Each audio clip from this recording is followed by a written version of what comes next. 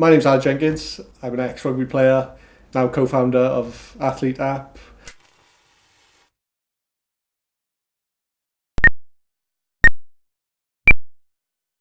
I was a former rugby player, played for teams like Ospreys, Elite Trailfinders, Wales Sevens. I'd definitely say some of the highest points were, pulling on the jersey for my home region. I think that was a target of mine since a young age. Travelling the world with the Sevens on the international circuit was very special as well. Marrying up both travel and rugby was a great experience. The worst experience is probably injuries, like probably most rugby players would say, sitting out for long periods of time, not knowing if you're going to be able to play again, and things like that were definitely the worst points, I think, And then when I retired in 2018, I made it a personal mission of mine to take steps to help the generation behind me, I guess. And that's what's led us to build a product that we've got today. ATHLEET is a player mindset and wellbeing tool. We harness player-led data to give coaches insights into how their players are feeling to ultimately boost performance on and off the field. ATHLEET was born from my experiences in rugby. I had a lot of ups and downs, and the trials and tribulations of a career kind of give me the germ of the idea. So I always tell coaches, we're an app that wedges ourselves between player and coach in a team dynamic. Our features are match day journaling. We've got wellbeing updates, injury tracking, and we have things like training attendance and reports that help around the managerial side of things. But currently our best feature is definitely the journaling. We allow players to express themselves after game days with a quick journal input that doesn't take very long. We're seeing a huge amount of data come through this feature from players, self-reflecting from games, accountability from games, and then giving coaches then the chance to view this data come through live. That's definitely our best feature so far. Going back to the journal feature, I think I first started journaling when I got to the pro level. We'd go into meetings at the start of the year and they'd give you a handbook and they'd say, right, this is your journal for the year or your book for the year. Every meeting you go into, bring your book, we'll write certain things about the teams that we're playing in the following week, or work-ons from the week before, or positives. And I got to a stage where I was injured again, shock, and I was going to team meetings with my journal, and I was kind of like writing things down, thinking, well, this doesn't really apply to me because I'm stuck on the sideline watching. So I started using this book then to journal my injury day by day, kind of saying, what my aims are for the day, what I think I can do better. And I think it was that accountability that opened my eyes to journaling and the power of journaling. And that was definitely something that I wanted to integrate into the app as one of our main features. To show people that, it's important to self-reflect after things, whether it's good or bad, and to be accountable for performances, because ultimately it pushes development. That's on the field, that's off the field, and it keeps you accountable. At times there's a big contrast between the coaches and the changing room. I think sometimes, especially in rugby and it being a contact sport, sometimes showing emotion and showing how you feel can be seen as a weakness.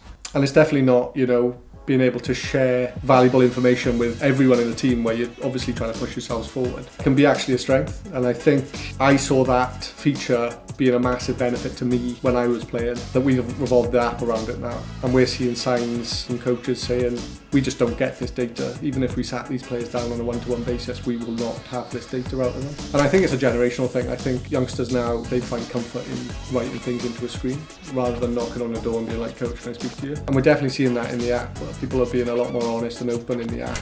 And the coaches are using this data to manage players, manage expectation, injuries, and pushing the team forward. It just gives them another level or line of data that they can use. Our second most popular feature is definitely the wellbeing updates. We allow coaches to prompt for wellbeing updates up to 7 times a week.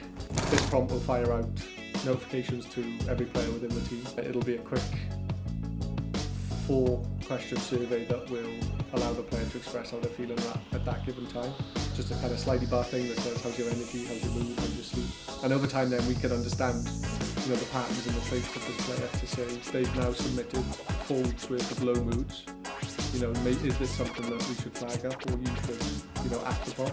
And I think that's super powerful about managing players outside of game day. You turn up to game days, you play well, we usually see good journals come from the back of a win. So, the same with not winning, you see bad journals come through, but with the wellbeing it's away from the game, so you kind of see a better reflection or representation of that player's wellbeing. So that's been a very powerful feature for us.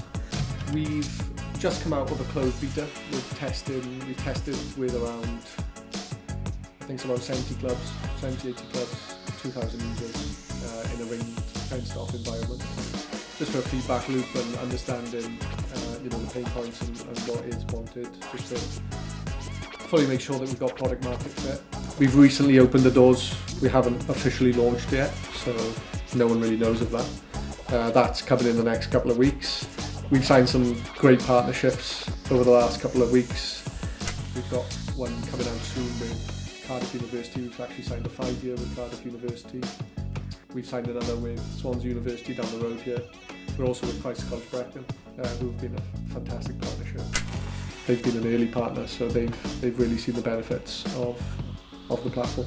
We're starting to see more women's teams coming onto the app now with rugby. We're seeing football, netball, hockey across both men and women's, which is great.